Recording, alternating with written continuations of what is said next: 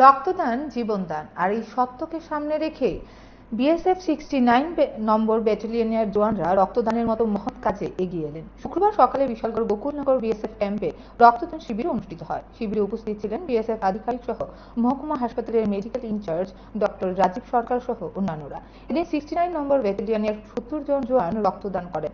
প্রতিনিয়ত জওয়ানরা মহকুমা হাসপাতাল সহ বিভিন্ন জায়গায় প্রয়োজনের সময় রক্তদান করে থাকেন। हमने आज ये कमांड इसका 69 था, कमांडेंट 69 बटालियन के उनके निर्देश में ये आज एक ब्लड डोनेशन कैंप चलाया है। जो अपना जैसा आपको पता है कि जो भी सीमा सुरक्षा बल के जवान हैं देश सेवा में तत्पर रहते हैं, और देश सेवा के साथ साथ जो हमारे आम जनता है, हम उनके भी भलाई के काम करने की तरफ ध्यान में रखते हैं। और ये ब्लड डोनेशन कैंप का आयोजन उसी के अंतर्गत किया गया है। मैं बताना चाहूँगा कि हमारा सीमा सुरक्षा बल, हमारी वाहिनी इस तरह के काम करती रहती है लगातार। हर बार हर साल अलग अलग मौक़ों पे हम ये ब्लड डोनेशन कैंप चलाते हैं, और आज इसी प्रयास में हमने एक बार ब्लड डोनेशन कैंप को फिर से यहाँ पे आयोजित किया है, ताकि हम हर तरीके से, हर रूप में जिस तरह से हम लोगों की मदद कर सकते हैं, सहायता कर सकते हैं, वो हम करें।